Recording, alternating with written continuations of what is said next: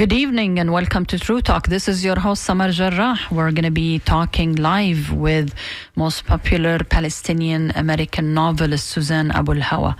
Listen to this music from Iraq until we come back. This is True Talk on WMNF 88.5 FM.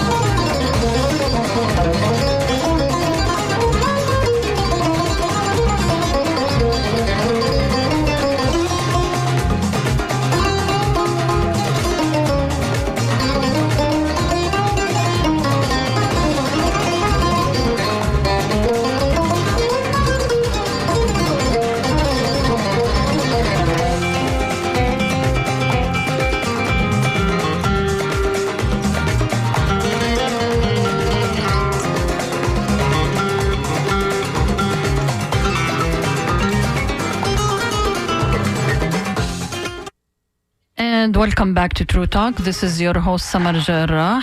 My co-host Ahmed is traveling at the moment. I'm very pleased to say that I have with me Suzanne Abu al-Hawa, who is a Palestinian American writer. She's also a poet and a novelist. She's a very well-known human rights advocate and animal rights advocate. Suzanne wrote several novels. The first one was Mornings in Jenin, and it was translated to 32 languages and sold more than 1 million copies. And then she wrote The Blue, Between Sky and Water, and also translated to 19 languages. And finally, the last book she wrote, or the last novel, Against the Loveless World. Good morning, Suzanne. Good to have you on True Talk. Hi, Samar.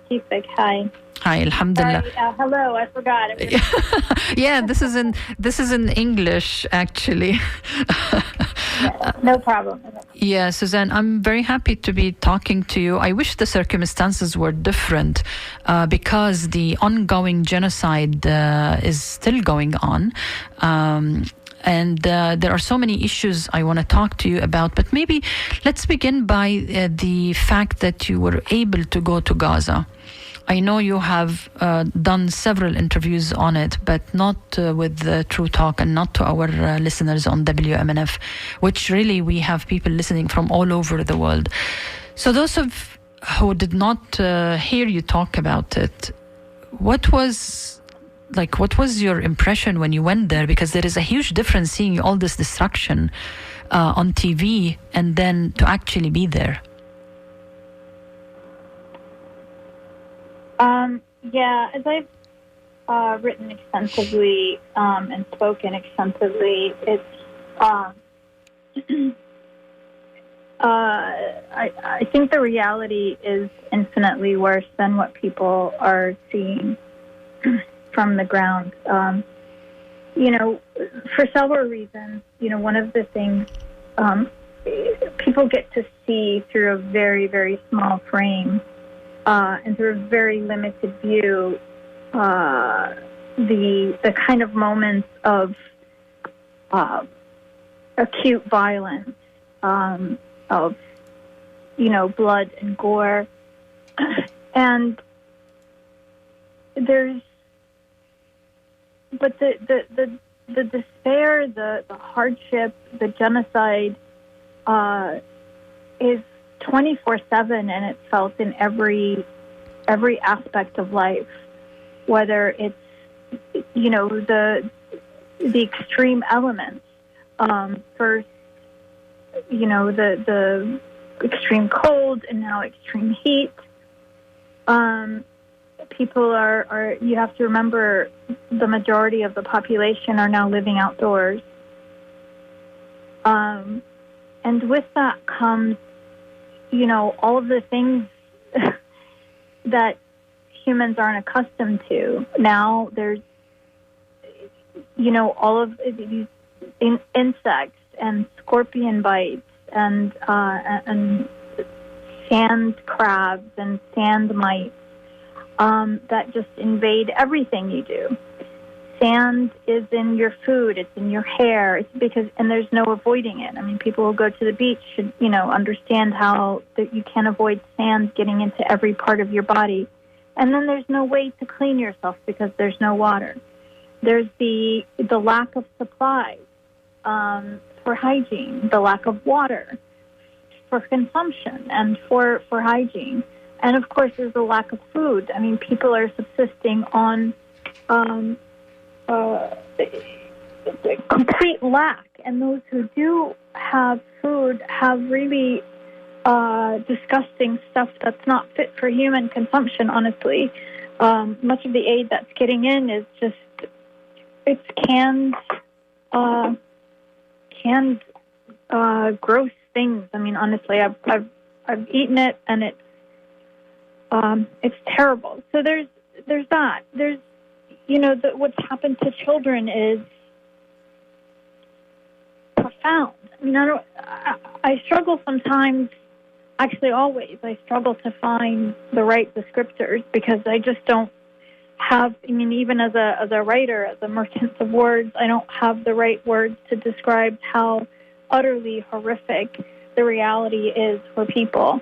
And of course, it's always the weakest elements of society who suffer the most, and those are the children. The level of trauma that they are experiencing is rewiring their brains. And I don't know how. I think it's going to take generations to really deal with what they're going through now.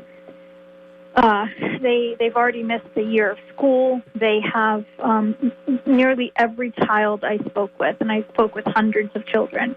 Every single one has been displaced. They are out of school. Every single one has lost a family member or someone close to them, friends or neighbors. So nobody, there's not a, you would be hard pressed to find a single person in Gaza who has not lost a close person, relative, or friend to Israel's barbarity. And then of course there's the constant terror. There's no respite from it, and everybody knows there's no place that's safe. So people have like these elevated cortisol levels that just never come down. Like in most conflicts, people flee. They can go somewhere, flee, and then there's relative safety wherever they flee to. That's not the case in Gaza. This has been 9 months of sheer terror, and every single. I was there twice. First between February and March, and then the second time between April and May. And both times there was not a single night or day, actually, when Israel was not bombing, where we did not hear bombs. So it has been 9 months of constant bombing. And then, there's always the drones that hover everywhere. And there's this new, really horrific, cynical, dystopic weapon that people call that they call a quadcopter.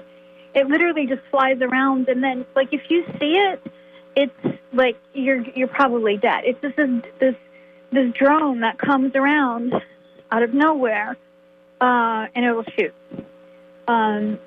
There was a case recently of this man who's just literally sitting by a stall trying to sell some menial items to make a living, and he was doing nothing, but just sitting there. And then one of those quadcopters came and killed him. His photos and story was posted on social media. So it's dystopic. It is just a horror beyond horror. I feel like the word Holocaust is not big enough. Extermination is not big enough. Nothing can really describe the how you are surrounded by death, and I can mean that literally. So there's a lot of people trapped under the rubble. People know they're there, and sometimes their relatives will write their names on the rubble just to say, so and so is under this rubble, for the eventual, retrieval of bodies. And so you can't see them, but you can smell them. So the smell of death is everywhere. There's this haze of dust from the rubble that because of how much destruction Israel has wrought, the dust just never settles. It doesn't settle. It's the strangest thing. It just hovers, and of course, I think in part because it's kicked up by so many people in such a tight space, and with animals, and just constantly taking up that anything that settles. So there's this haze of dust. There's so many people who have serious respiratory issues now. They're also have resorted to having to use sewage, which is cooking oil for to run for fuel for the cars, and sewage runs. It burns really dirty, and so it's this really gross smelling smoke. It's also really dangerous because once you inhale it, it just sticks in your lungs and it hangs around for decades, probably. So we're going to see a lot of terrible lung diseases probably when this is over because of that. So it's just the horror is total. There's not a single aspect of life that is not untouched, whether it's the healthcare system, the education system, the food system, the water system, the sewage system, the transportation system, the supply chain. I mean, everything is devastated. And this is intentional. One of the things that when you actually see the reality on the ground, you immediately understand that everything Israel has been saying regarding its goals is a big lie. It's a lie. They're not looking for their hostages. They're not looking for Hamas. They are looking to destroy Gaza, destroy any possibility of life, to kill all of the people who can create a new life, whether it's doctors or teachers or scientists and intellectuals, and certainly journalists.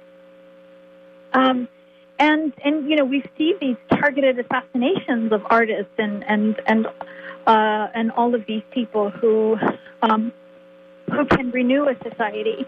And so it's clear that their goal is to wipe us away, keep enough subjugated people as a cheap labor force, and so they can recolonize it. That's the inescapable conclusion of what you see on the ground. If you're just joining us, this is True Talk on WMNF 88.5 FM, and I'm talking to Palestinian novelist Suzanne Abu Hawa, who went to Palestine, to Gaza, and witnessed the horrific conditions that people live under, and she's an eyewitness reporter or account. It's amazing, Suzanne, because like 2 years ago or less, we had a hurricane in Florida, and we were without electricity for 10 days. And I thought it was the end of the world. Luckily, we had water, but I am thinking of other things. I'm thinking of pregnant women who need to deliver. I'm thinking of all the children. I mean, you just published a very disturbing, actually, account, the latest numbers of people who are injured and people who are killed, but also children. It seems as if, I'm not sure if I am correct or not, but it seems that, is there a deliberate targeting of young generation of babies? Because how many, your latest estimates, how many 36,000 Palestinian children were killed? So, I don't know if they're deliberately, I'm not inside their heads, but the fact that an extraordinary number of children have been killed could lead one to that conclusion. They have always lamented what they call demographic threats, meaning, our babies, that they feel threatened by our babies. So it's not inconceivable that they are indeed targeting children. And it wouldn't be the first time. I mean, they've bombed so many schools throughout our history, and whether they're targeting to kill them or not, I mean, the children, all of them are devastated, whether they survived or not. And of course, there's an extraordinary number of children who are maimed for life, who have lost limbs and who are severely burned. So, I mean, I think when the dust settles, we're going to see really shocking numbers. The article you're referring to is a kind of study that I just did. It's published today in Electronic Intifada, and I hope people will go and look at it, because the estimated number of people killed, so either by direct fire, by withholding of food, by withholding of medications, or through the rampant spread of diseases now because of the lack of sanitation and the close quarters. the final numbers are between 194,000 and 511,000, like 500,000. So 250,000 to 500,000 people are likely dead. And the healthcare system, the Ministry of Health in Gaza is in chaos.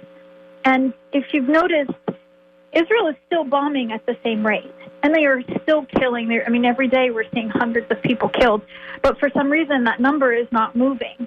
It's pretty stagnant. It might move by a few here and there, but it's still stagnant. So I did some research to find out, what's included in that number. And I spoke with people in Gaza to see, to inquire why, what's going on.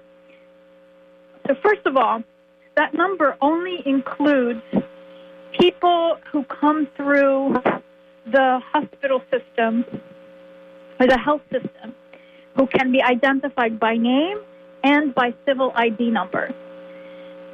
It does not include anyone who comes in pieces, who's unidentified. It does not include any of the people who were in the mass graves, and there were hundreds of them uncovered, at least. And there are only a handful who are identified. The rest of them are not part of that number because they cannot be identified. So those are not in that number. So those are thousands of people. And the other problem is that initially, if you notice, the numbers were moving up pretty quickly, and then they just stopped moving up. It's not because because Israel stopped killing Palestinians, but it's because Israel has been bombing the infrastructure that allows the ministry to keep up with the death toll.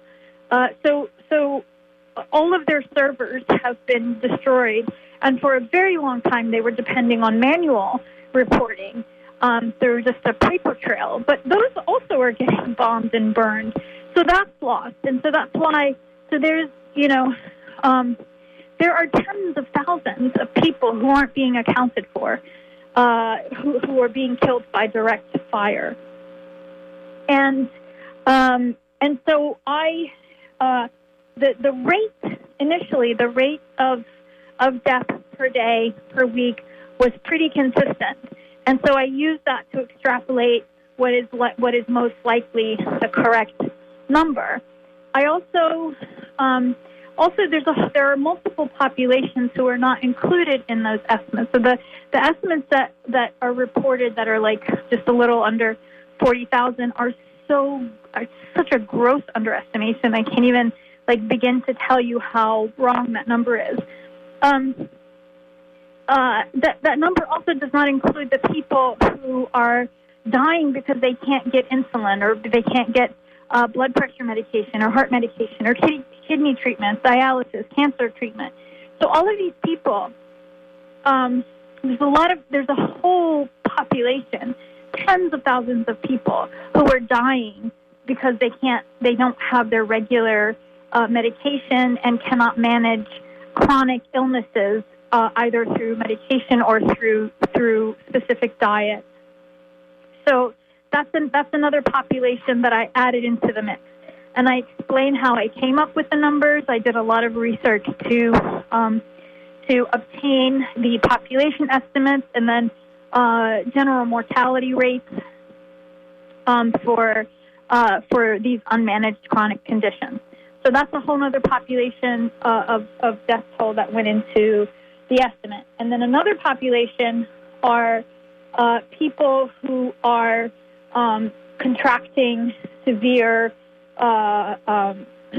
disease from waterborne parasites that are causing dysentery, hepatitis, and also rapidly communicable diseases like hepatitis A is really spreading. Like I said earlier, there are a lot of acute respiratory infections. So smallpox is spreading among the population as well. There's no vaccine. There's no, so all of these I took all of these values, every condition where there are available estimates from the WHO, the World Health Organization, and I used those values and sort of determined conservative mortality rates when they are left untreated or undertreated, and I used those. And so the bottom line is, again, the estimate of the actual death toll is between 194,000 and 511,000 plus.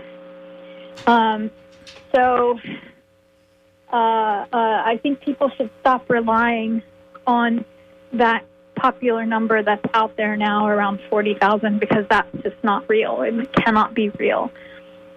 Unbelievable what you're telling me, Suzanne. Unbelievable. I want to give you a break because I know how emotional it is for you, and I want to play this amazing poem.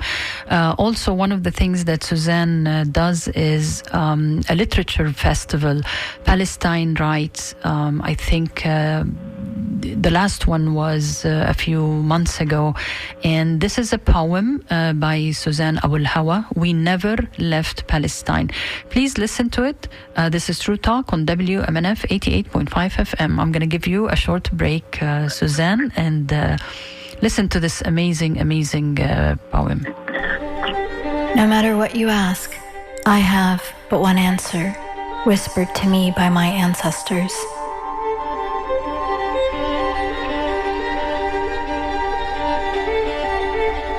Because we are the people of the land. Because we are the keepers of her stories passed down to us from the olive trees.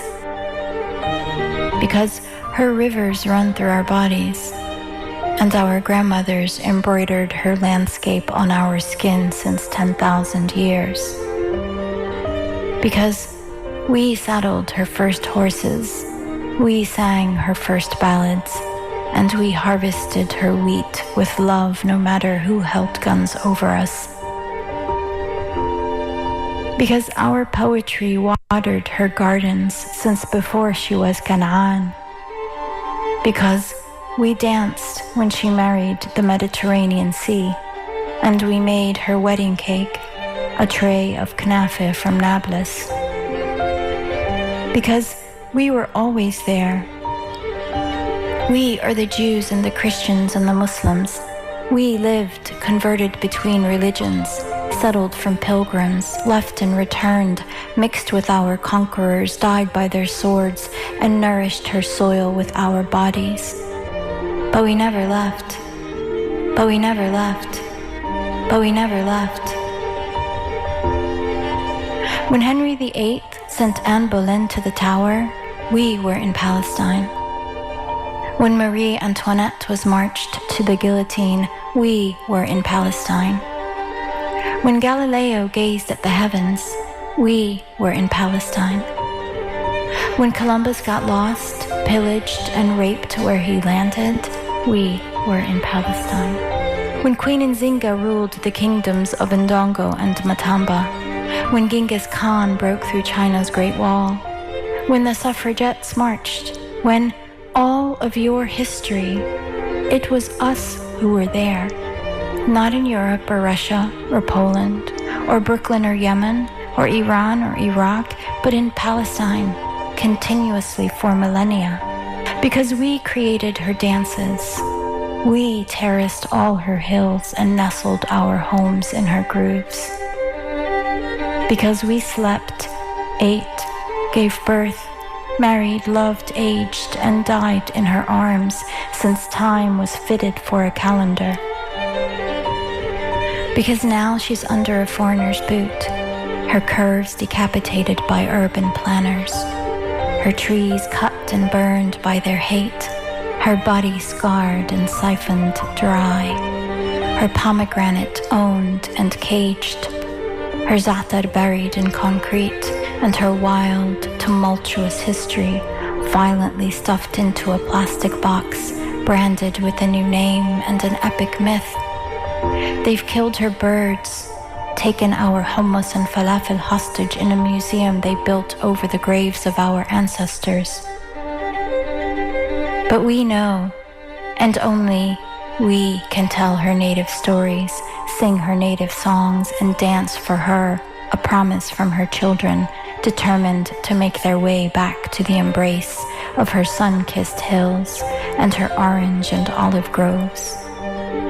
To revive her desiccated rivers, that they might again roar with life as they did when our family was whole on her banks. We will always write our love letters to her, always sing and paint and sew and cook her favorite foods, and think and fight and cry and plant and harvest and celebrate for her, our Palestine. We lean on each other. We count on our friends and repudiate the normalizers of our oppression. We persist. We exist. We are one nation, one history, one heritage, one people, determined and destined to go home.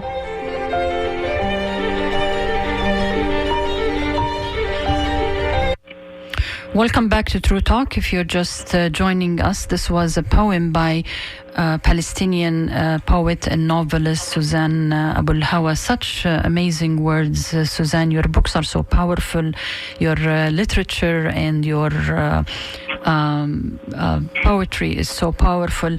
Let's shift gears a little bit, because all the time, Suzanne, people like very genuine, caring Americans who see all these posts and the suffering, they always ask, okay, what do we do? How can we help? We are tweeting. We are going to Facebook. We are doing it on Instagram. We are spreading information. We are telling our friends. But it seems like it's not doing anything. But at the same time, they want to help. Like how can they help these children? Are there organizations, for instance, that you trust that people can go and maybe donate to treat these kids? I don't really understand that when people say that. I just, there's a lot people can do. And it's not just about, of course, yes, you have to get, giving financially to organizations, of course, but isolating, people are going to protest every day. Mm-hmm. And there's a pathetic lack of interest in that. There's an entire boycott campaign and movement in place, and there's a pathetic lack of interest in that.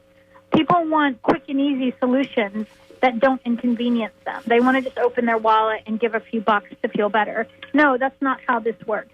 If you really want to do something, if you really care about humanity, if you really care about the future of this planet, the future of political order, the future of fascism versus humanism, then you have to act. I mean, be willing to inconvenience yourselves and sacrifice some of your privilege. I mean, big hats off to the brave students who are defying the system and risking their careers, risking their lives.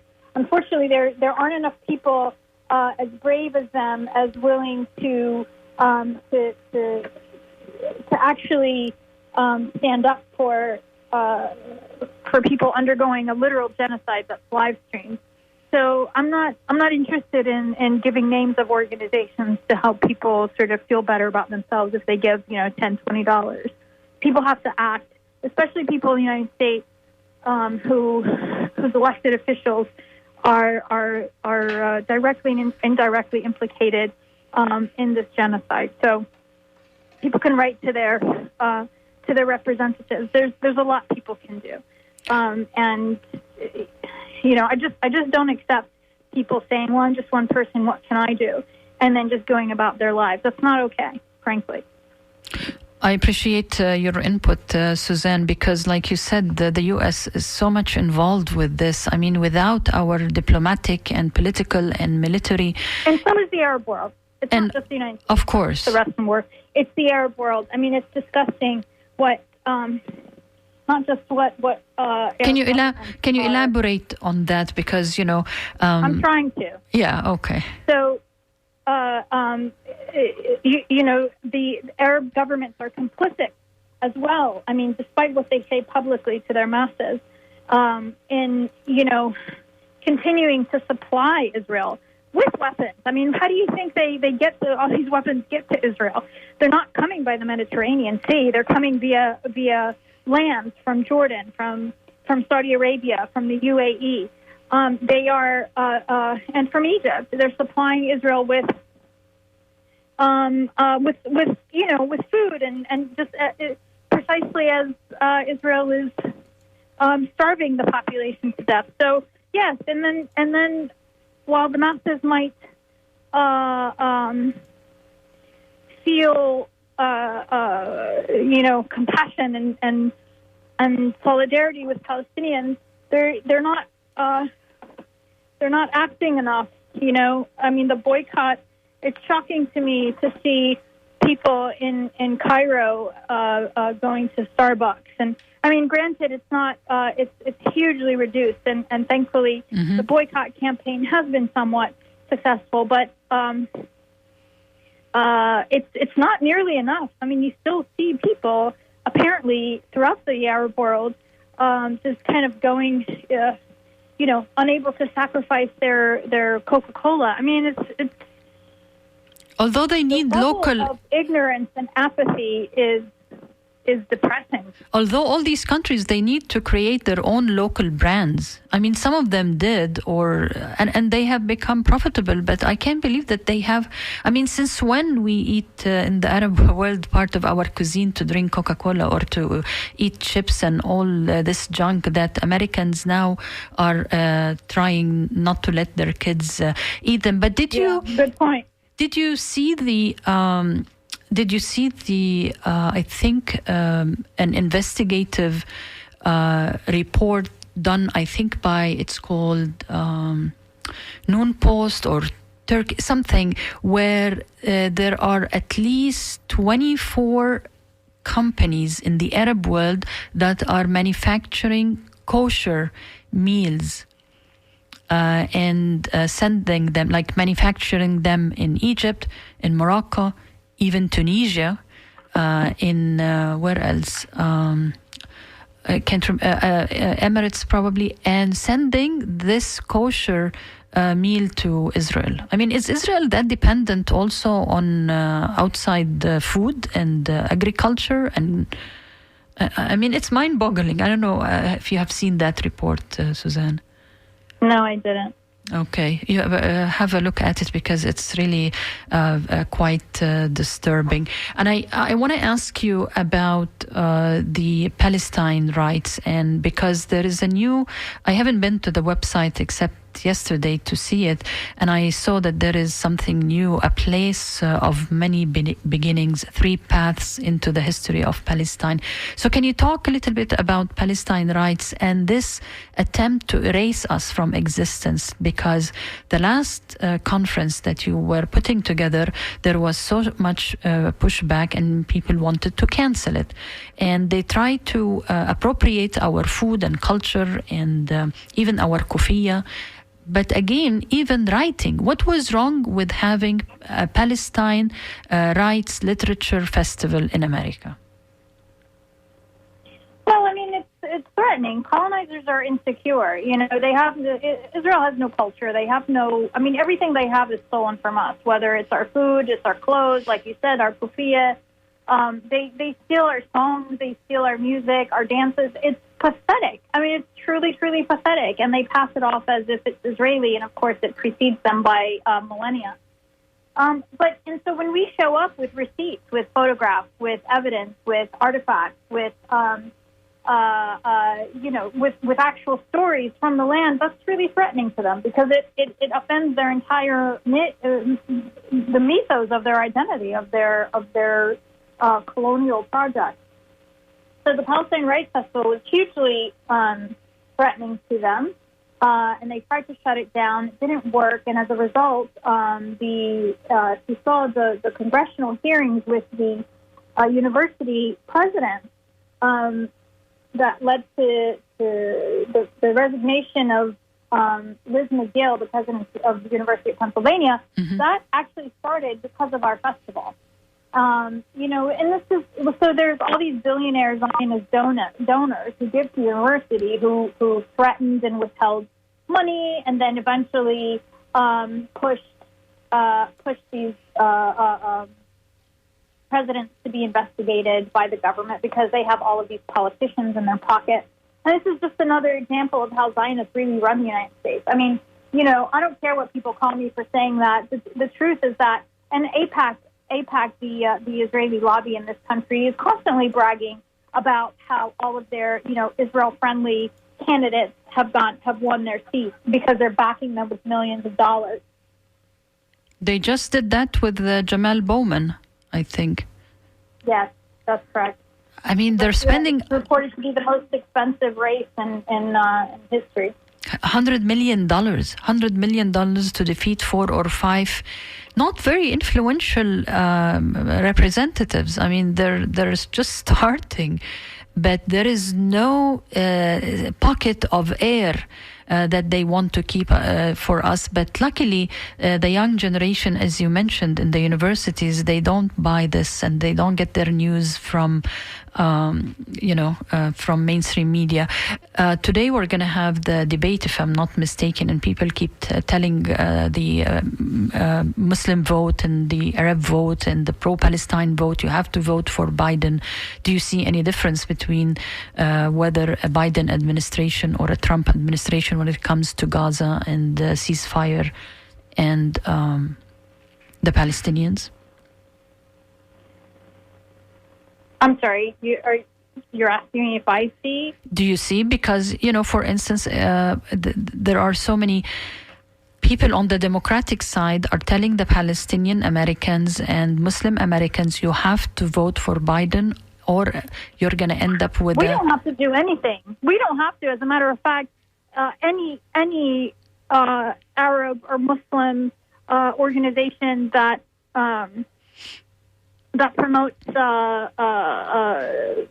Biden as a candidate should be ostracized from our communities and never and just sort of forgotten, because I mean that is the ultimate treachery, to try and push our community and our people into voting for the man who is responsible for an utter horrible genocide. This is unacceptable. It's absolutely unacceptable. And for what? Because Trump is going to be worse. Worse than what? Worse than genocide? Who's worse than genocide? There's nothing worse than Biden. And I think it will be the biggest mistake people ever make, because, and I'll tell you, and this is not an exaggeration, because this isn't just about Palestine. Electing Biden is going to signal to the ruling class that they can do anything they want. They can even conduct a genocide and live stream it to the world and cheer the murder of beheaded babies, right? Which is what Israeli society is doing and what Zionists in the United States are doing. They can do all that. They can do anything they want. And all they have to do come election time is to give us, an impossible choice, and we're all going to fall in line. We have to teach this Democratic Party, and we have to teach the ruling elite at large that they cross the line. And if people who are pushing for Biden are either utterly treacherous or they're extremely short-sighted and stupid, frankly. It's stupid. It doesn't matter who gets in office, whether it's Trump or anybody else. It doesn't matter. I'm glad you mentioned that, because so many people are talking about this as if there is a space to talk about this. I know some of our listeners who support Biden will get mad, but like Suzanne said, we need to be extremely angry for what is happening in Gaza. I want to maybe end with this piece that you wrote. Gaza is changing. Before you say that, no. Let me just say, I want to say, anybody who tells me they're voting for Biden in this election, I don't care who they are in my life, will never be in my life again. Like, that is how serious this is. I can... Sorry, go ahead. No, absolutely. That's my position and my husband's position. It's impossible. I mean, it's impossible. I can't even stay on social media long enough because it is raising my blood pressure, and I don't even have a high blood pressure. It's killing me to see that all this is happening and the whole world is letting it go by. But let me go to Gaza is changing all of us.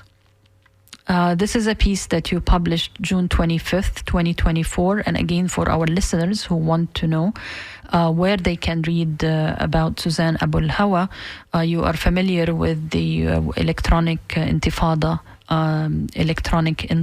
exactly, at itsays.net. And if you put Suzanne Abu al-Hawa, ABULHAWA, you will be reading lots of her insights, especially since she was able to go to Gaza. How is Gaza changing all of us, and who is all of us? Is it changing also people in the Arab world? You should read the article. I mean, I think, I don't know, all of us, I would say, all of us who have a conscience. I don't know how anybody could look at these images day in and day out and not be changed by them and not be, moved to revolution, to just, I want to thank you very much, Suzanne Abu al-Hawa, for being on True Talk. I know this has been difficult for you. You're very compassionate and a human being, and it shows. And I want to really thank you for being on True Talk. Thanks, Ahmed. Always good to talk to you. You too. To our listeners who are calling, I'm going to take your phone calls, but allow me to take a short break. And I'm going to take your phone calls, 813-239-9663. So Byron and Jennifer, don't go away. Just let me take a short break. I'm going to play here the novel that is called Mornings in Jenin, which was translated to 32 different languages. Okay, I'm going to take your phone calls, but let's listen to about this novel. It's beautiful. You have to read it. This is Suzanne Abu al-Hawa talking about her first novel, Mornings in Jenin. And as soon as I finish that, I'm going to take your phone calls.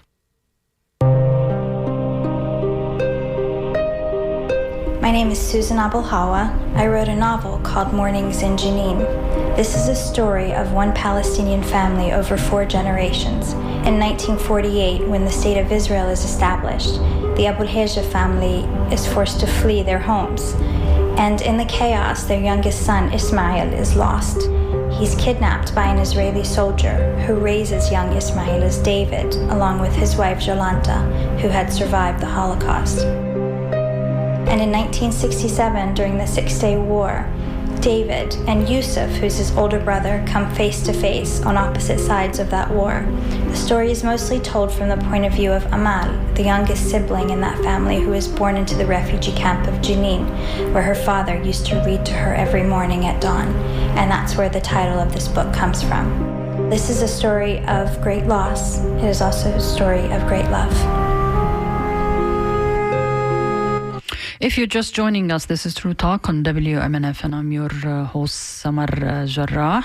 My co-host, Ahmed, is traveling for a couple of weeks, so you are stuck with me. I'm going to be having interesting material for you in the coming weeks, so stay tuned. Actually, in a couple of weeks, I'm going to be interviewing Samar Saeed, who is a PhD candidate, and she's going to walk us through Palestine through books and novels, because some people really like to read books and some people like to read novels. So this should be July 11th. Let me go to the phone calls. This is Byron from Sarasota. Good evening or good afternoon. I think you're going to have to be a little pragmatic about who you vote for. I mean, I really don't like Biden's policy towards Palestine, and I totally object to it. But if you put Trump into office, he will totally fund Netanyahu, and they will have havoc in the Middle East. The best you can hope for is that by voting a more progressive Democratic Party, we could change the course of our policies towards the rest of the world.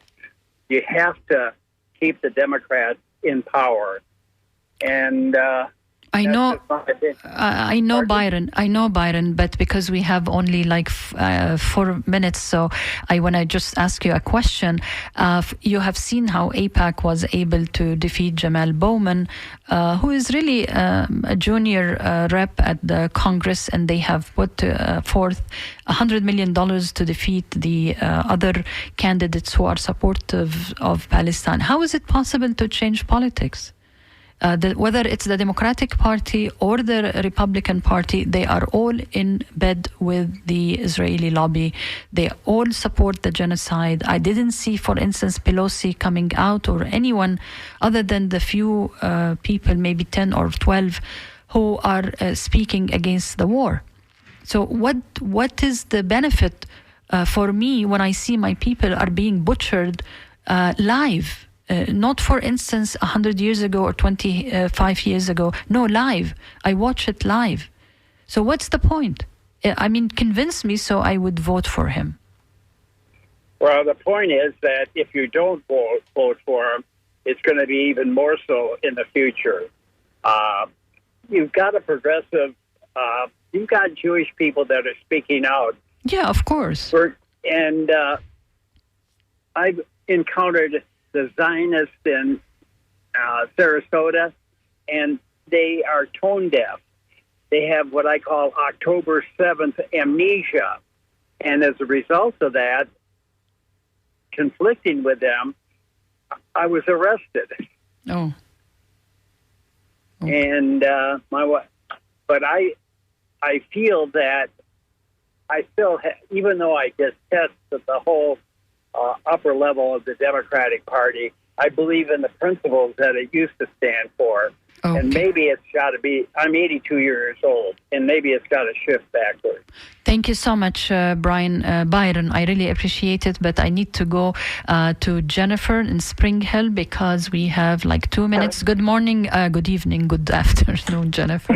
Whatever the time is, I'm out. Around noon. Yeah.